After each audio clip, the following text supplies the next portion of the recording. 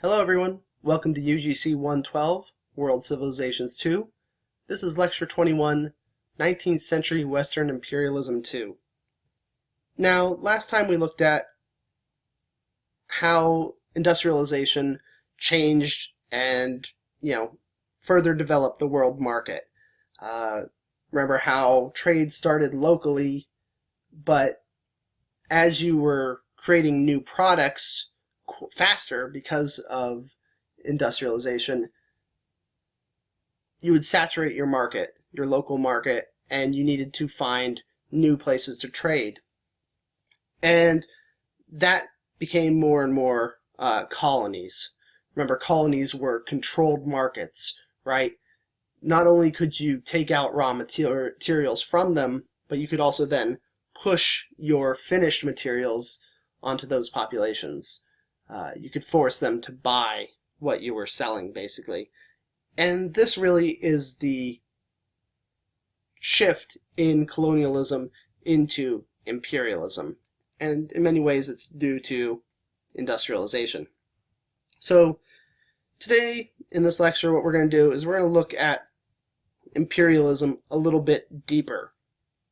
And we're going to look at it in areas like Africa, which is just a massive continent that's going to have many different European countries vying over the different areas of it. And here you can see some of those countries, and we'll go into this a little bit deeper later. We'll also look at India, Japan, and China as well. Go into those a little bit deeper than what we did last lecture. So let's start off in Africa.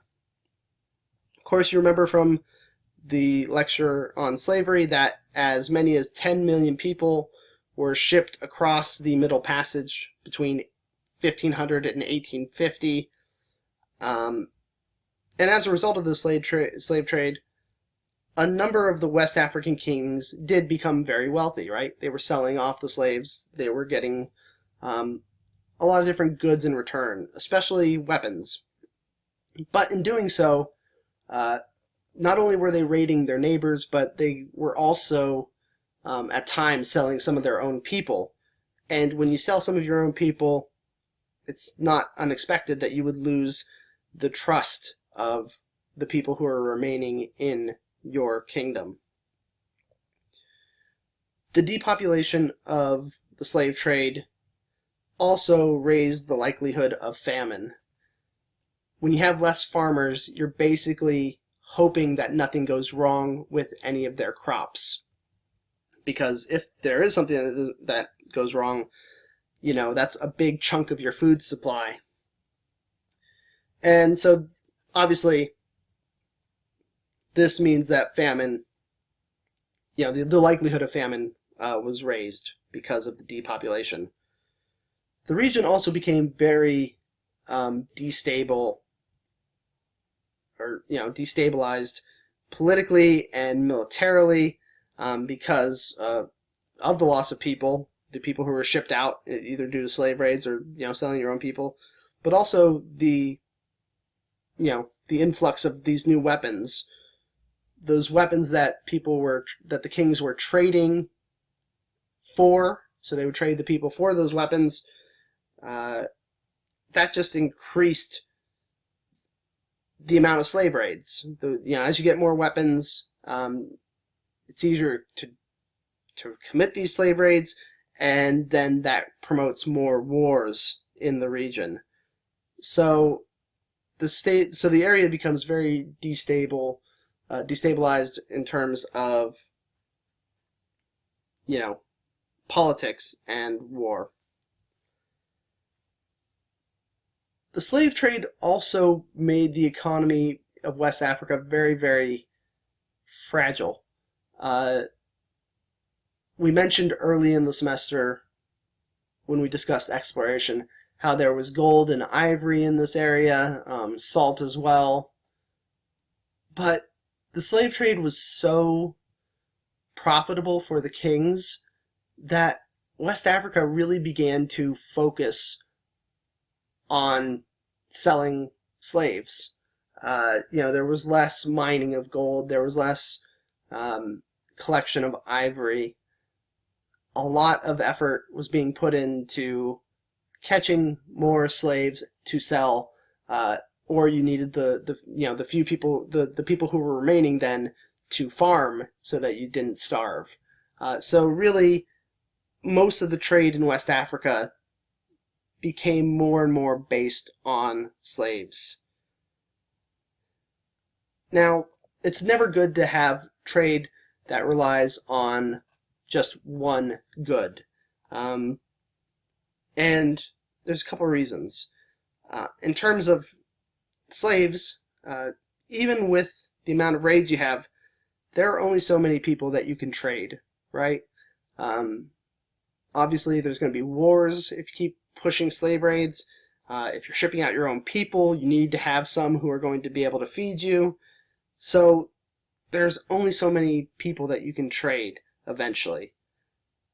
Obviously, it took a while because there was 10 million people there that were shipped across the Middle Passage. Then you also have to count on the fact that there has to be a continual demand for slaves. And again, that figure of 10 million people suggests that there was a strong desire. But over time, while there was still a strong desire for some people to have slaves, there were populations who were beginning to oppose the slave trade. And if you think back to the lecture on slavery, you'll recall that in 1807, England banned the importation of slaves to the New World. And then 1 year later, Thomas Jefferson signed into law a U.S. ban on the importations of slaves as well. Between the two nations, England obviously at this time carried the greater power. They were the predominant power in the world at this time, especially in terms of a global impact. Whereas the U.S. was really just a nobody at this point on the world stage. They're a young country, so it's not expected that they would be, some type of world power.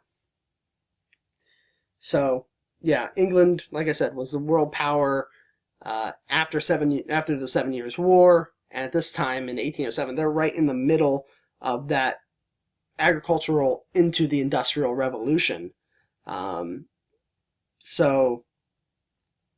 England is really powerful at this time, but with that said, in 1807, they were also in the middle of the Napoleonic Wars.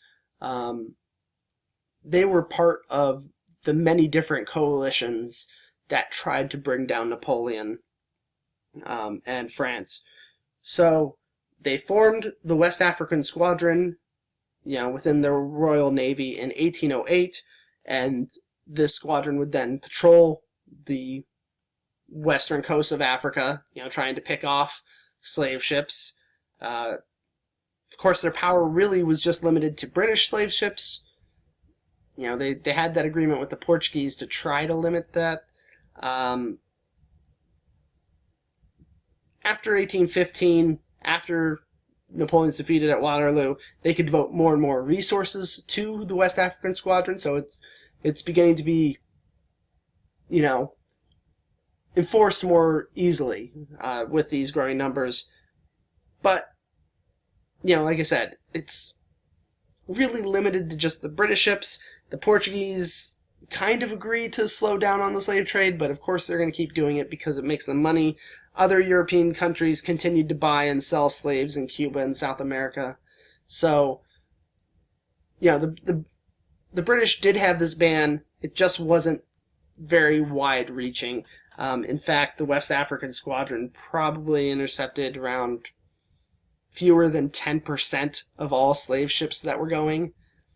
So, they were getting some people, but on the scale of all the people that were being sent off, not as much as, you would hope.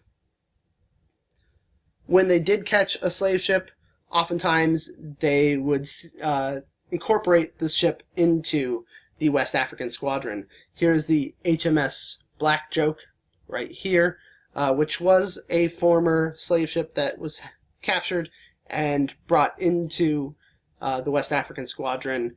It is the type of ship it is a Baltimore Clipper, and this ship and others that they caught greatly helped in the enforcement, because these were faster ships. These were ships that could, being ex-slave ships themselves, could keep up with the existing slave ships. Of course, that kind of led to more slave ships just unloading all of their cargo into the water, all those people just being thrown overboard, the records. So, again, there were some major downsides to this patrol. The right idea, but it's a very, very bad system that it can be ruthless at times. Along with the bans on, the slave trade, the British, especially, as well as the United States, really helped encourage West African kingdoms to try to branch out their economy into more legitimate trades. Trades like, trade items like palm oil. Palm oil was used to make things like soap.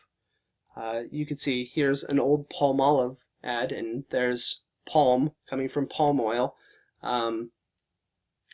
We have Africa offering this woman soap from palm oil in this old ad. And again, palm oil, of course, still around today. No longer based on palm oil, but their soap is now petroleum based. But at this time it was based on palm oil. You can also use palm oil to make things like candles.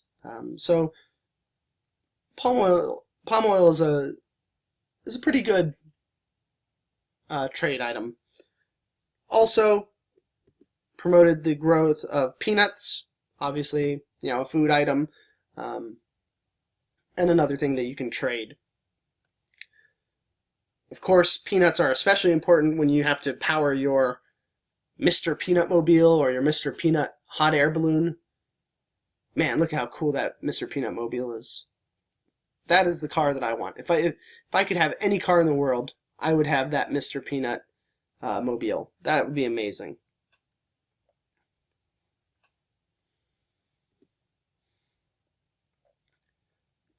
There was a very big negative to the development of these legitimate trades in West Africa.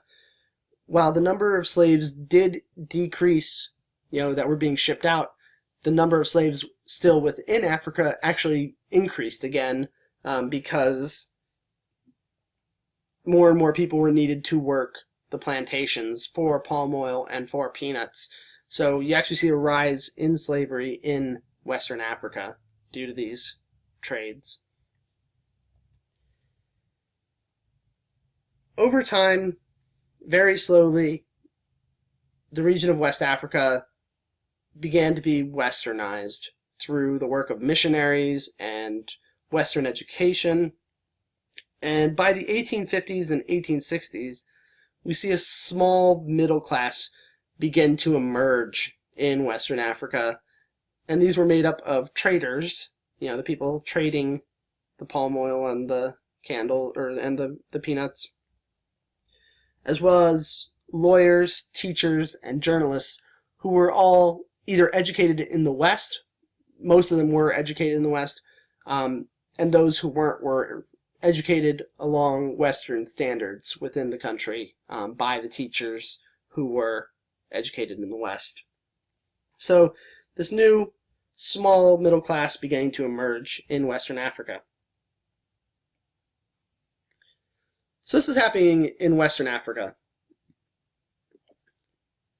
In Eastern Africa, what we see is a major Islamic revival. So, we talked about how Islam was basically throughout this whole region of Africa, except for, of course, Ethiopia. That was a Christian country. In the 18th century, there was another large revival along the Swahili city-states. And due to this revival, Islam began to have even more influence in this region than it had previously.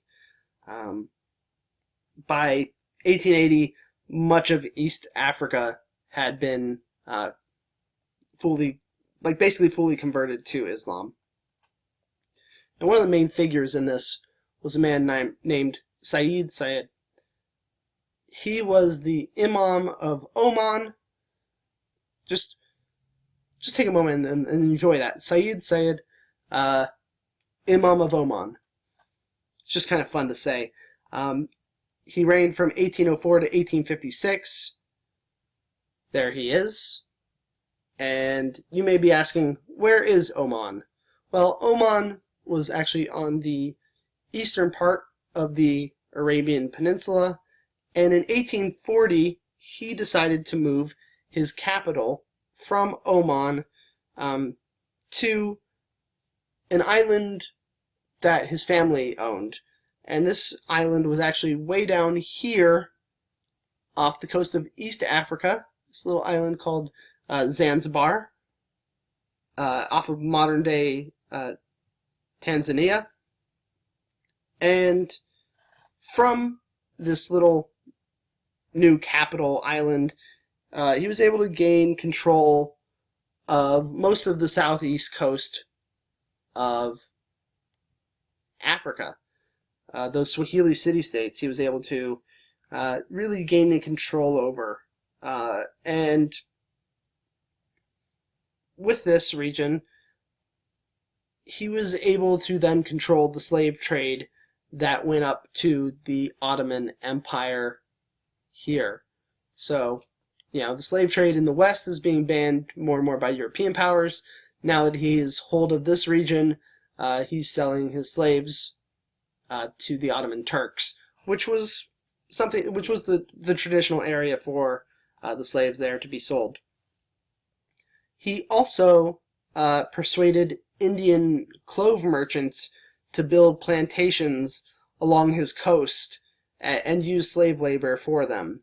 So, he's not just relying on slaves. He's trying to mix in and diversify his economy a bit by having these Indian clove merchants come in, build plantations, to then sell off.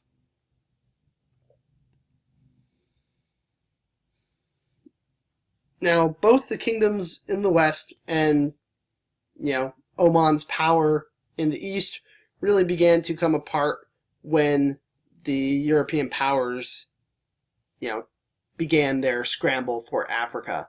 And we mentioned this when we talked about Africa already.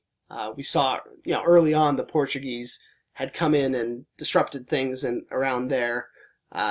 And this new wave of imperialism is going to kind of restart the whole process over again.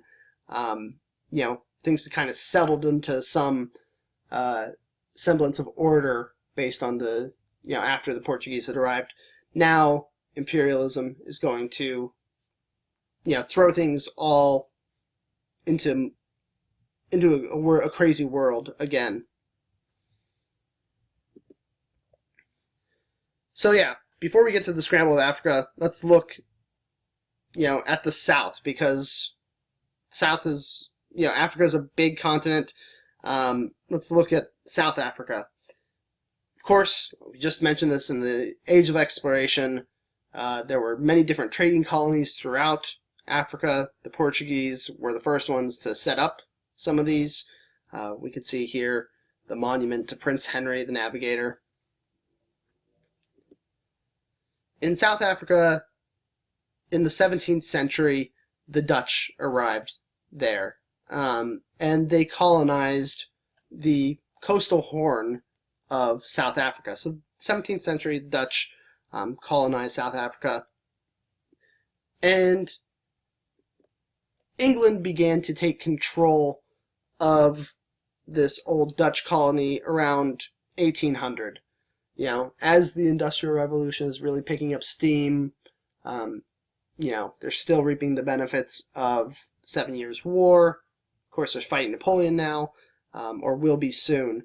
They'll be fighting Napoleon soon, but they took control of South Africa around 1800, and in doing so, the English inherited the Dutch settlers who were already there. These Dutch farmers were called Boers. They were already there, living on the land. We could see some of the Boers there. And the fact that they were being ruled now by, the English instead of the Netherlands really annoyed them. And so many of them packed up and moved further inland, and this is called the Great Trek. So, this Great Trek moving from the coast deeper inland. Because they were moving where people already existed, the Dutch clashed with the local tribes, but due to the technology that they had, they were able to claim a great amount of land in the inland part of South Africa. On this land, they were able to set up their own republics. They had a few republics that they set up in South Africa. It was on this land that they also discovered a couple very desirous objects: diamonds and gold. So, the discovery of diamonds in 1867 and then gold in 1884 coincided with a major change in Europe. Remember, we saw all the turmoil of the revolutions, especially a lot of them in 1848, and then there was a lot of nation building, especially in like 1870, 1871. That really led to, after all that turmoil, that led to a relatively stable Europe that used many of the same ideas of Metternich's idea of the balance of power, right? So Europe is becoming finally stable and using the balance of power. They're only really applying that to Europe. So that applied to the land in Europe. It would be strengthened over time by different treaties and alliances, that really made it difficult to claim land in Europe. So if you were a European country and you were looking to gain land, you weren't going to do it in Europe because of the ideas of the balance of power, as well as these treaties and alliances. So in order to gain more land, in order to become more powerful, what you really had to do was you had to try to gain more colonies. Basically, you were not a European country if you didn't have colonies. This was the acceptable way to add power to your nation. Unified Germany and unified Italy, they would join in the imperialism in order to establish their place within European politics. Because like I said, it really became a point that in order to be a European country, a modern European country, you had to basically have colonies around the world.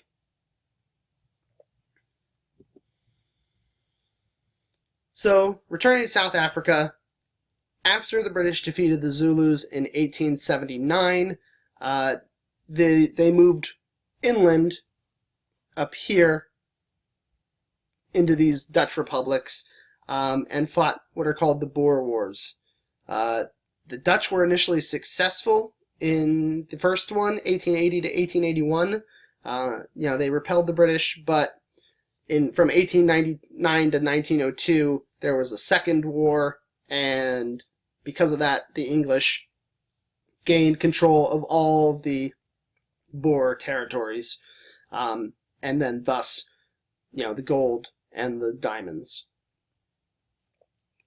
In 1882, this says on this map it still says it's Turkish, but in 1882 the British seized Egypt up there, and they began to move south into the Sudan. So seized Egypt in 1882, then started to move south into the Sudan there. And as they moved south into the Sudan, that is where they started to encounter the areas of, the Islamic revival that we just talked about. From 1896 to 1898, they fought the local Muslims, destroyed their different armies, and you can see just how much territory the British began to hold here. So we see there's South Africa, and there they are moving inland up that way through the different old Boer territories, even further inland there. They take Egypt 1882, moving south into the areas of that Islamic revival. On the west, they began to hold things in like the Gold Coast, Nigeria. So by 1900 they have Nigeria firmly in their control, as well as the Gold Coast.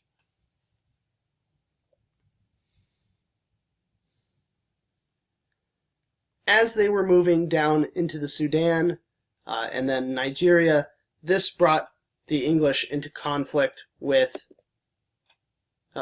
there's obviously them in Egypt. Here's them fighting off in the Sudan. As they fought in Nigeria and the Sudan, this brought them into conflict with the French. Like the English, the French had began colonizing before the 1880s. As early as the 1830s, we see them taking parts in northern Africa and the west coast of Africa, things like Algeria up here. There's Senegal on the west. During the scramble for Africa, they would move inland from these areas, right up here, and then they would move inland this way to take basically pretty much all of northwest Africa. Again, we pointed out what the British held. You can see some of the other areas that they didn't quite hold, but most of northwest Africa was controlled by the French, and Algeria was already seen as very important to the French in 1848.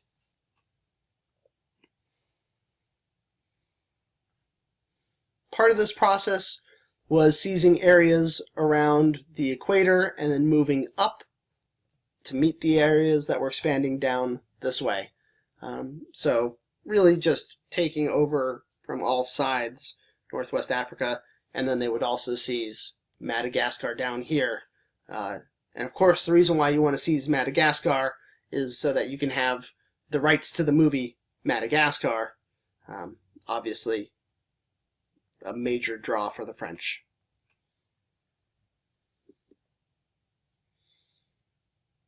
And here we can see our French imperialists and our British imperialists over, the many dead bodies here. I don't know why it says scramble for South Africa, because this is obviously talking about Africa in general. Casablanca's up in Morocco, so it shouldn't say scramble for South Africa on that caption, but it does.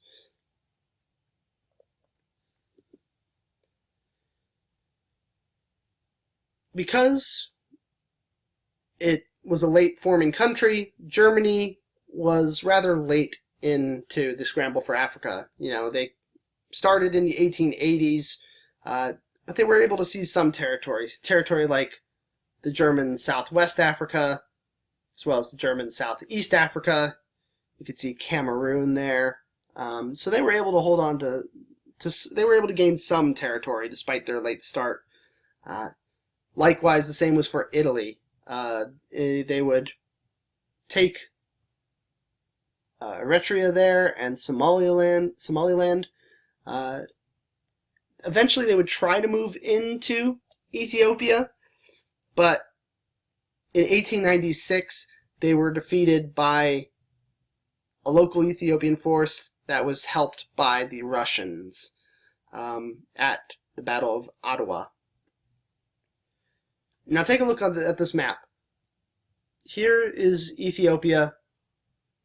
Because they defeated the Italians, Ethiopia was one of only 2 independent nations in all of Africa. So we could see there's Ethiopia, and it's purple there. The only other one was this country here, Liberia, and the reason why it was free was because that was the nation where the United States, since the 1820s, were trying to put freed slaves. So that's why that was still an independent country, because that's where ex-slaves were going, and it had become independent in 1847. Yeah. In 1911, Italy was able to take Libya away from the Ottoman Empire, and then, of course, we can see some of the other countries, things like Spain here. Let's see, there's the Portuguese in Angola and Mozambique. And then there's also Belgium, which has the Congo. The major players obviously being the French and the British. Then you get the Germans and the Italians, and then, Spain by this time, and Portugal really not very, very powerful in the imperialistic world.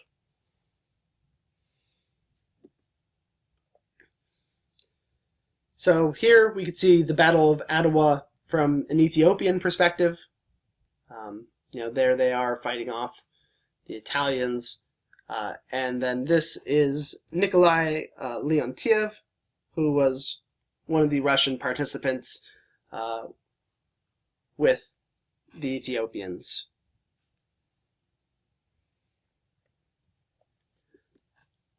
Once the Europeans were able to gain control of these areas, there were basically 2 methods of rule.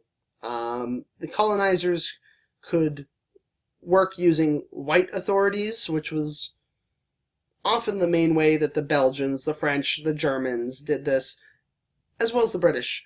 Another way was they could work with the locals. The British would also do this method, which isn't surprising.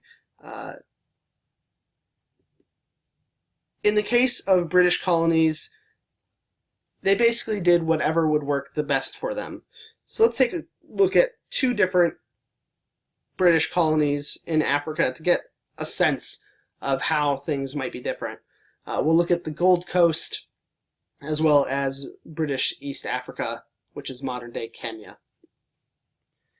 So, in the Gold Coast, as we mentioned earlier, the palm oil industry was being developed just before the British took over in the 1870s. The British are going to add cocoa beans to the area, so there's now palm oil, the peanuts, as well as cocoa beans. And the locals were encouraged to grow these new crops, which allowed them to gain money. And, because they were gaining wealth, they kind of were partners along with the British colonial government, right? They were, because, they were owned land in many cases and were reaping the benefits from it. So they were kind of working together.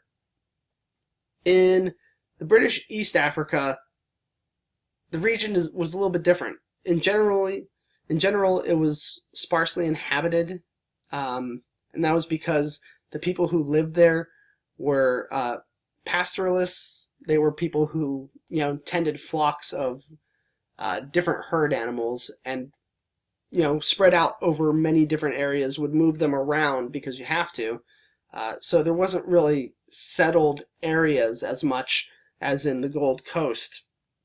So what the British did here was they built railways as ways to, make travel easier. And like we said, when you build railways, what you're doing is you're being able to pull things out of the center of the colonies to the coast so that you can take them. But they didn't really encourage the locals to become farmers. Instead, what they did was they had white farmers come into East Africa and settle down there. The locals remained very poor, and the white farmers were mainly the ones who controlled the colony with the British colonial government. So, in the case of the British, they could do either with the locals or through white authorities, depending on the situation. Whichever suited the colony the best, the British would choose. Now, I want to make a big point on this. No matter what, no matter whether they were working with the locals more or not at all, we see the main goal is the same. The main goal of the colony was to make money for the colonizers. So sure, maybe the locals are going to get some money if they're working with the British colonial government, but still the main goal is the main people who are going to benefit from this are the colonizers, right? The British are going to be the ones who are coming out on top no matter what. That's the idea. So yeah, there's the Gold Coast there that we were talking about, and there is Kenya, which was British East Africa. Here we can see a palm oil plantation. We see cocoa beans here, and this is the Juja Ranch House in British East Africa, which would have been owned by a white farmer. Moving from Africa back into India, you'll recall the British first came as traders in the 17th century, and then they fought a series of wars with the Mughal Empire, as well as the French. And the latter part of that was the 7 Years' War. In the 7 Years' War, of course, as we mentioned a couple times, they were able to gain control of the eastern coast of India, and we've seen that map a few times here. So the British gained control of the eastern coast of India, and they began to spread through different wars fighting with the Mughal Empire. During this expansion, we do see some rebellions by local peoples. In 1840s, there was a major resistance led by the Sikhs. The Sikhs are followers of a monotheistic Indian religion.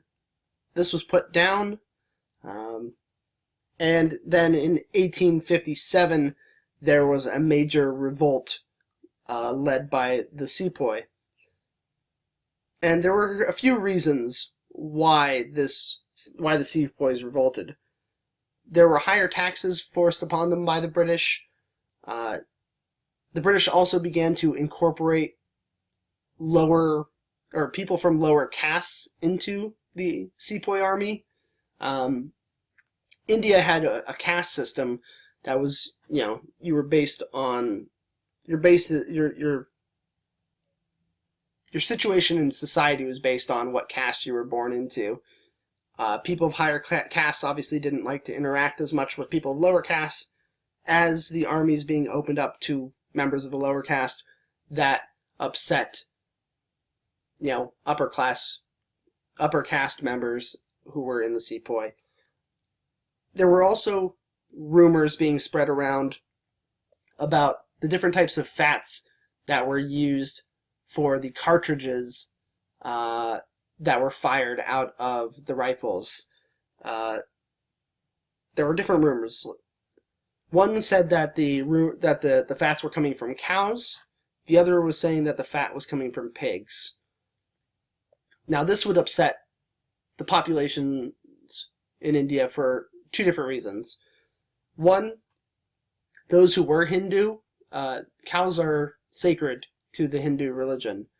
And those who were Muslim, well, in Islam, pigs are considered a dirty animal. So you would not want to come into contact with this, whether you were a Hindu or a Muslim, depending on which fat you believed were being used for the cartridges. So because of these rumors about the fats as grease for the cartridges, the high taxes, and the lower castes being entered into the army, that's why the sepoy revolted. And eventually they were put down. Another major problem with the sepoys had was that the British were constantly expanding at this time. So there was a lot of conflict there that they were, the front lines of.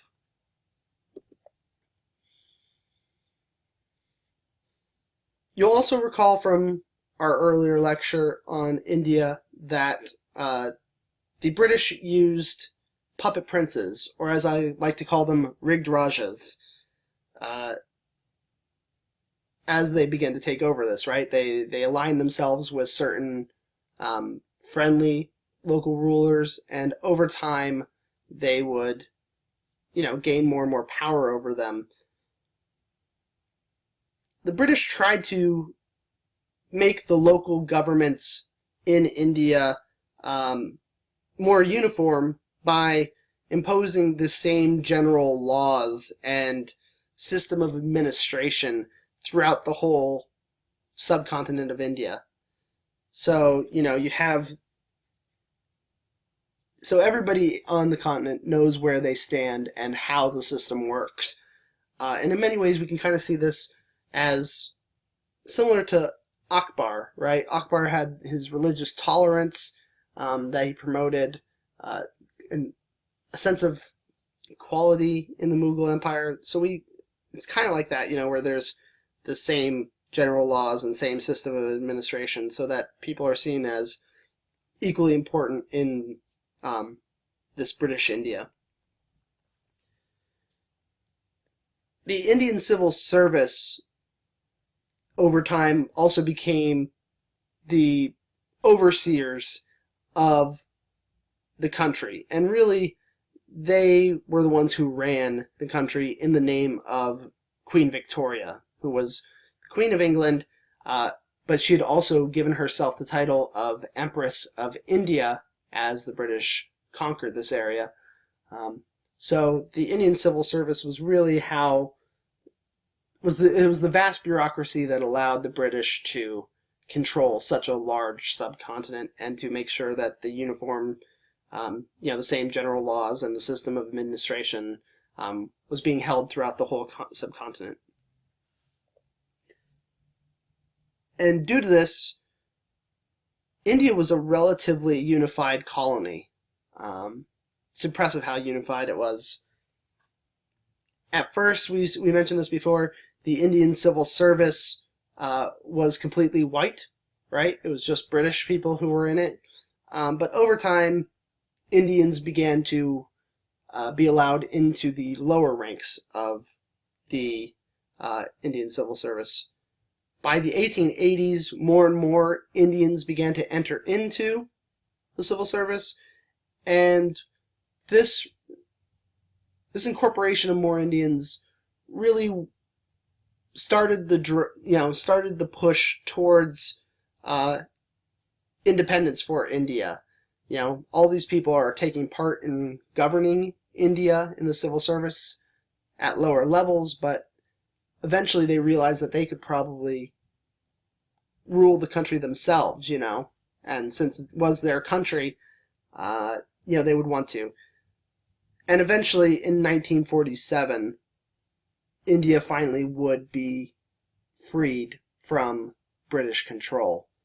So, but it's a slow process that starts as Indians entered the Indian Civil Service.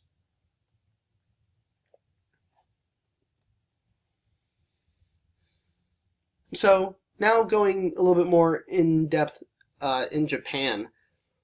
Before 1600, Japan was torn apart by feudal wars.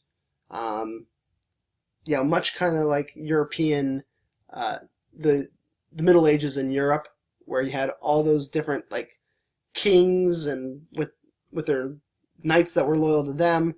There were a bunch of feudal wars here in Japan before 1600, but these were ended by a man named Tokugawa Ieyasu, who set up what is called the shogunate.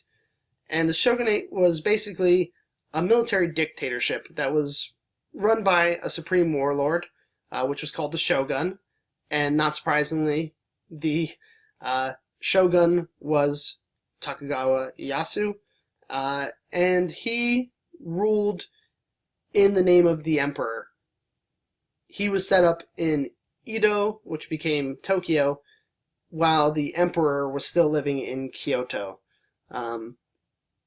But, like I said, it's really a military dictatorship where the shogun rules in the place of the emperor.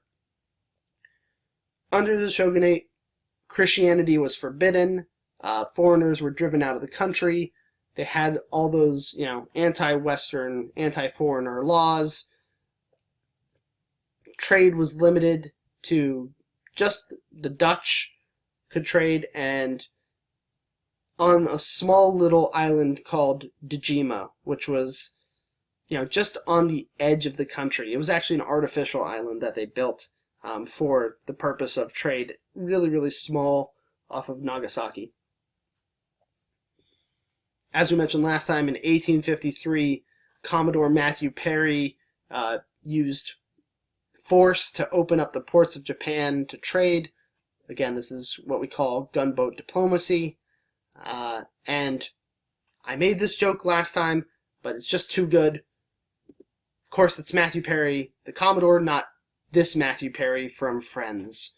I just really wanted to show this picture one more time. So the shogunate is ruling in Japan, and that is true until 1867, when there was a coup that overthrew the shogunate, and the Emperor Meiji was restored into power, right? So no longer is a shogun ruling in the name of the emperor. The emperor is the one in charge again. And the Emperor Meiji decided that what was going to be best for Japan was basically the opposite of what the shogunate was doing. He decided to westernize the country. He didn't mind the influence of foreigners. What he did was he took their ideas, so he modernized their navy. This is the a Mikasa battleship here. He also created a European-styled gunpowder-based army. This would replace the ones that they previously had using swords and spears. So this would be, obviously much more powerful against other Western powers. And he also brought in foreign experts to help Japan industrialize its mines and to build factories. And here we can see a Japanese factory along the industrialized Western ideas. So we now have a modernized navy, a modernized army. Japan is industrialized or industrializing, but same problems happen with industrialization. You're making products faster, more efficiently, so you saturate your markets. This means that, like any other industrial power, you have to imperialize, right? Japan is going to be the only non-Western imperial power at this time. They took control of Korea, as well as Taiwan, after they fought a war with China in 1894 to 1895. They also began to expand their influence more and more into Manchuria here. And as they expanded their influence into Manchuria, they came into more and more conflict with the Russians. So we have this very new industrial power, Japan, fighting this traditional European power, Russia. Who's going to win? Well, by this time, the Japanese army had become strong enough, westernized enough, that they were able to actually defeat the Russians in war from 1904 to 1905. This not only raised Japan's standing in the region, but it also hurt the Russian people's opinions of the Tsar. And in fact, there would be a Russian Revolution in 1905, in part due to this loss of war to the Japanese, that forced the absolute Tsar, remember he's an absolute monarch, to become a constitutional monarch.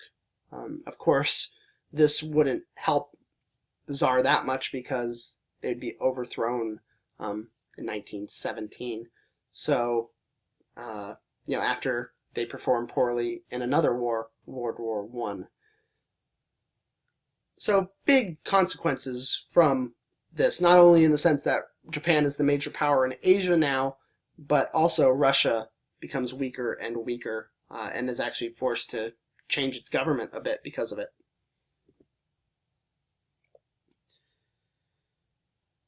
So as Japan is growing stronger, China is becoming weaker and weaker. We already looked at the Opium Wars, right? From 1840 to 1860, they had those two Opium Wars that basically opened a bunch of Chinese ports to the British and the French. England also got Hong Kong, and British merchants and missionaries, as well as some French merchants and missionaries, obtained a lot of privileges. This all upset the people quite a bit. Remember who's in charge of China at this time. This is China during the Qing dynasty.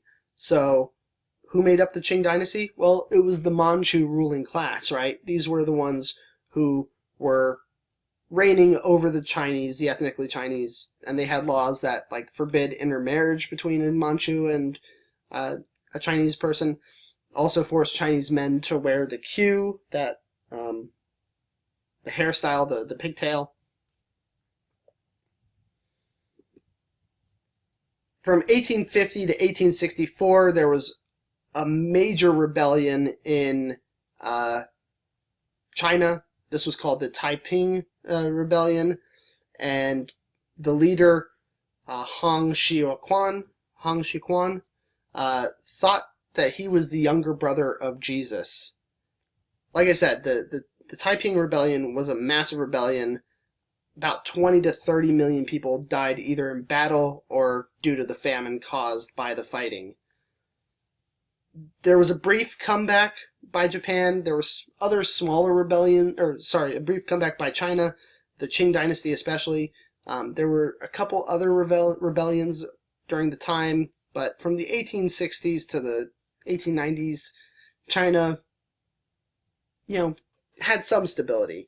Still some lesser rebellions, but they were badly defeated in a war by Japan in 1894 to 1895. That war that we talked about that gave Japan control of Korea and Taiwan. That new industrialized Japan. And as a result, we see in 1899 to 1901 the Boxer Rebellion. And the Boxer Rebellion is named after the nationalist group that was revolting against the Qing dynasty. They were called the Society of the Righteous and Harmonious Fists, and basically their main goal was to remove the foreign imperialistic influence from China and overthrow the Qing dynasty in doing so. They were especially upset by Christian missionaries who had many different exemptions from Chinese laws. They felt that they were above the laws in many cases. The Boxers were defeated not by just the Qing National Army, but by a combined forces of westernized powers. That's how important imperialism was to the British, the French, and whatnot. They would combined together to put down anything that might hurt their potential earnings in one of their colonies. Or, this wasn't so much a colony as much as a vassal state. So yeah, the Western powers all combine, put down this rebellion, make sure that their interests are still being guarded, or being safe.